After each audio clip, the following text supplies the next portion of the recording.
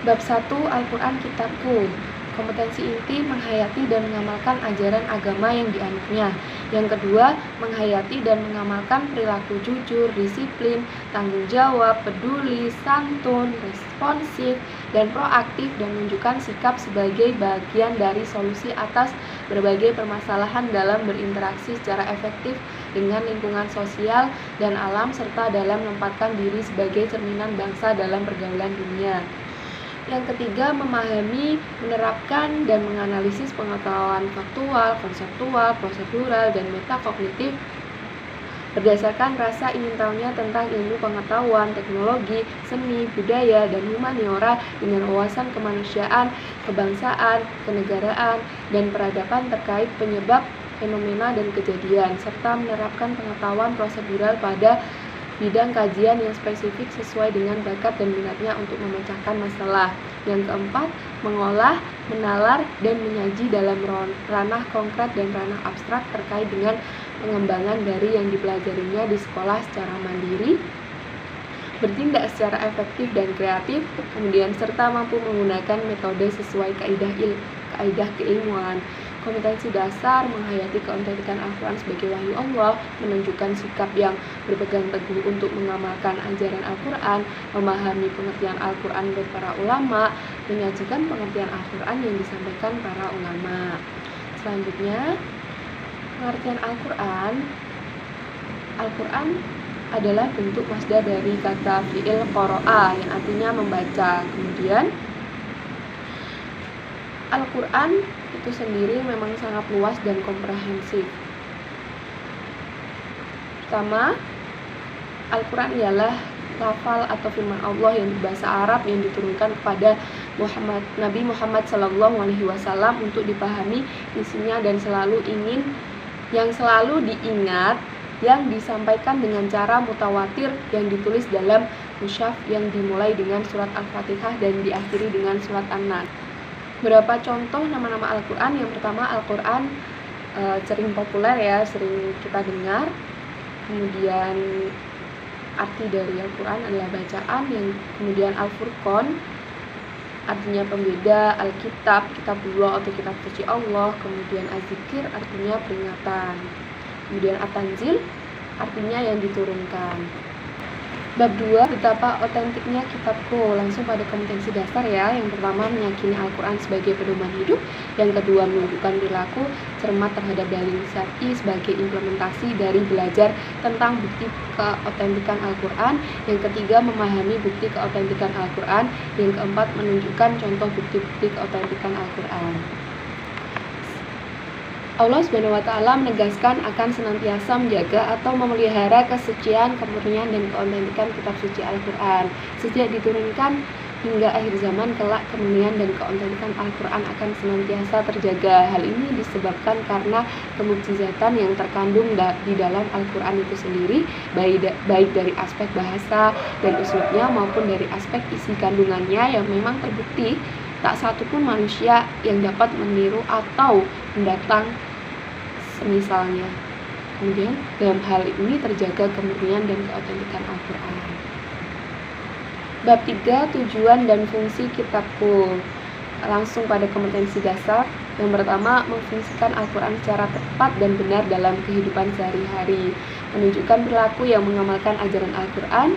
Kemudian memahami tujuan dari fungsi Al-Quran, menceritakan kisah orang yang menjadikan Al-Quran sesuai dengan tujuan dan fungsinya.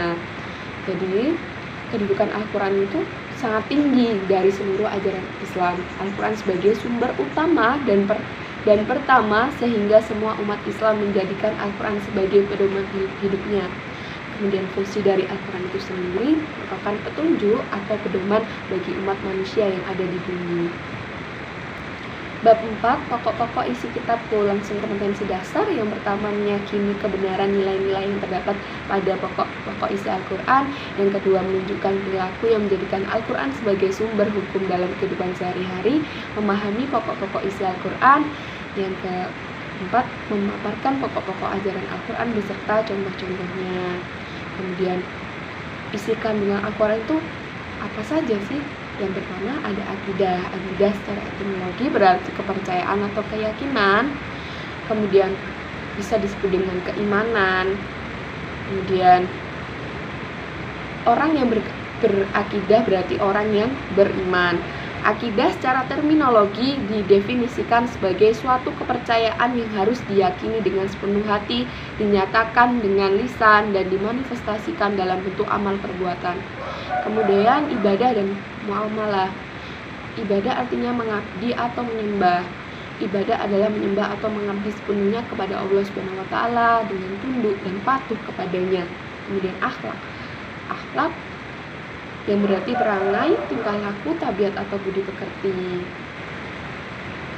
Kemudian secara terminologis, akhlak adalah sifat yang tertanam dalam jiwa manusia yang muncul spontan dalam tingkah laku hidup sehari-hari. Selanjutnya hukum. Hukum sebagai salah satu isi pokok ajaran Al-Quran berisi kaidah-kaidah dan ketentuan-ketentuan dasar dan menyeluruh bagi umat manusia. Selanjutnya sejarah. Al-Quran sebagai kitab suci bagi umat Islam banyak menjelaskan tentang sejarah atau kisah umat pada masa lalu. Kemudian dasar-dasar ilmu pengetahuan. Jadi Al-Quran adalah kitab suci ilmiah. Banyak ayat yang memberikan isyarat-isyarat ilmu pengetahuan atau sains dan teknologi yang bersifat potensial untuk kemudian dapat dikembangkan guna kemaslahatan dan kesejahteraan hidup manusia. Untuk menguasai kompetensi ini, salah satu model pembelajaran yang cocok diantaranya adalah model direct instruction atau model pengajaran secara langsung. Bab 5, manusia sebagai hamba Allah dan khalifah di bumi. Langsung pada kompetensi dasar, beramal sesuai dengan kandungan surat Al-Mu'minun ayat 12-14, surat An-Nahl ayat 78 dan surat Al-Baqarah ayat 30-32, kemudian surat Al-Zariyat ayat 56. Yang kedua, memiliki sikap yang mencerminkan fungsi manusia baik sebagai hamba Allah maupun khalifahnya di bumi sebagaimana yang terkandung dalam surat yang saya sebutkan tadi. Kemudian memahami ayat-ayat Al-Quran tentang manusia dan tugasnya sebagai hamba Allah dan khalifah di bumi. Yang terakhir, mendemonstrasikan hafalan dan arti perkata ayat Al-Quran tentang manusia dan tugasnya sebagai hamba Allah dan khalifah di bumi. Pokok-pokok pembelajarannya, Quran Surat Al-Mu'minun menerangkan tentang proses penciptaan manusia yang sangat unik. Proses penciptaan manusia diuraikan mulai unsur pertamanya, proses perkembangan dan pertumbuhannya di dalam rahim sehingga menjadi makhluk yang sempurna siap lahir menjadi anak manusia. Dan An-Nahl itu pada ayat ini menegaskan bahwa ketika seorang anak manusia dilahirkan ke dunia, dia tidak tahu apa-apa. Dengan kekuasaan dan kasih sayangnya, Allah membekalinya dengan atribut pelengkap yang nantinya dapat berfungsi untuk mengetahui segala sesuatu yang belum pernah diketahuinya. Kemudian surat Al-Baqarah, yaitu Allah Subhanahu wa taala menyampaikan kepada para malaikat bahwa hendaknya manusia itu menjadi khalifah di bumi. Az-Zariyat ayat 56 bahwa tujuan diciptakan jin dan manusia tidak lain adalah untuk beribadah kepadanya, beribadah dalam arti menyembah, mengabdi, menghamba, tunduk dan patuh terhadap segala sesuatu yang dikehendakinya. Ibadah merupakan bentuk bukti rasa syukur manusia kepada Allah Subhanahu wa taala yang telah menciptakan manusia dengan sebaik-baiknya, dengan kemurahannya memberikan fasilitas hidup. Bab 6, memahami hadis, sunnah, kabar, dan atsar. Langsung kompetensi dasar. Yang pertama, memahami pengertian hadis, sunnah, kabar, dan atsar. Yang kedua, mendeskripsikan substansi, perbedaan, dan persamaan pengertian hadis, sunnah, kabar, dan atsar. Kemudian pengertian hadis menurut bahasa artinya baru, dekat, berita, secara terminologi, segala ucapan Nabi SAW sebagai segala perbuatan serta keadaan atau perilaku beliau. Kemudian sunnah yaitu cara, jalan yang ditempuh menurut istilah segala yang bersumber dari Nabi Muhammad SAW, baik berupa perkataan, perbuatan, takrir, tabiat, budi pekerti maupun perjalanan hidupnya, baik sebelum beliau diangkat menjadi Rasul maupun sesudahnya. Pengertian kabar menurut bahasa artinya berita, sedangkan menurut istilah segala sesuatu yang disandarkan atau berasal dari Nabi Shallallahu Alaihi Wasallam atau dari yang selain Nabi Shallallahu Alaihi Wasallam. Pengertian asar atau asar bahasa artinya bekasan atau sesuatu atau sisa sesuatu. Kemudian sedangkan menurut istilah, kebanyakan ulama pendapat bahwa asar punya pengertian yang sama dengan kabar dan hadis. Kemudian persamaan hadis, sunnah, dan kabar. Dikatakan bahwa persamaan antara sunnah dan dengan hadis adalah baik sunnah maupun hadis keduanya adalah bersumber kepada Rasulullah. Kemudian perbedaan hadis, sunnah, kabar, dan asar yaitu baik berupa perkataan, perbuatan, takrir maupun pengajarannya, sifat, kelakuan, dan perjalanan hidup baik sebelum maupun sesudah diangkat menjadi nabi dan rasul. Khobar selain dinisabkan kepada Nabi Muhammad SAW dapat juga dinisbahkan kepada sahabat dan tabi'in. Perbedaan antara Al-Quran dan hadis, dari segi bahasa, Al-Quran diturunkan dengan bahasa dan maknanya langsung dari Allah SWT. Hadis adalah bahasa dan maknanya dari Nabi SAW. Kalau berdasarkan perbedaan dari segi kemukjizatan, Al-Quran baik lafal maupun maknanya merupakan mukjizat, hadis bukan merupakan mukjizat. Bab 7 memahami unsur-unsur hadis. Langsung pada kompetensi dasar. Yang pertama memahami unsur-unsur hadis, yang kedua menyajikan unsur-unsur hadis. Kemudian materi pokok pembelajarannya unsur-unsur hadis. Yang pertama sanad. Sanad itu jadi sandaran atau tempat bersandar. Kemudian menurut istilah jalan yang menyampaikan pada matan hadis. Kemudian matan dari segi bahasa artinya punggung, jalan, tanah gersang atau tandus. Menurut istilah perkataan yang disebut pada akhir sanad yakni sabda Nabi Shallallahu Alaihi Wasallam yang disebut sesudah habis disebutkan sanadnya. Kemudian rawi itu orang yang memindahkan hadis dari seorang guru kepada orang lain atau membukukannya ke dalam suatu kitab hadis. Bab 8 macam-macam sunnah Nabi. Langsung kompetensi dasar mengidentifikasi macam-macam sunnah, kemudian dan fungsinya terhadap Al-Quran. Yang kedua mempresentasikan contoh macam-macam sunnah. Jadi macam-macam sunnah ada sunnah qauliyah, bentuk perkataan atau ucapan yang disandarkan kepada Nabi Muhammad SAW yang berisi berbagai tuntutan dan petunjuk syara. Kemudian ada sunnah fi'liyah, artinya segala perbuatan yang disandarkan kepada Nabi Muhammad SAW. Kemudian ada sunnah takriyah, adalah sunnah yang berupa ketetapan Nabi Muhammad SAW terhadap apa yang datang atau dilakukan para sahabatnya.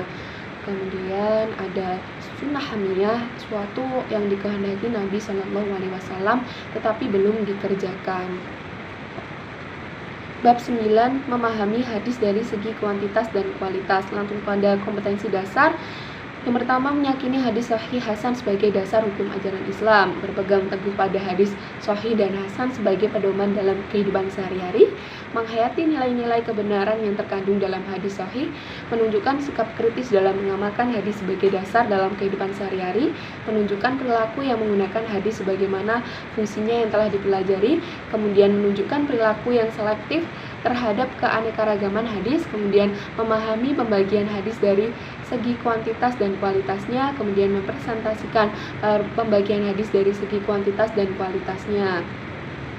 Dari segi kuantitas ada hadis mutawatir, yang artinya datang berturut-turut dan tidak ada jarak.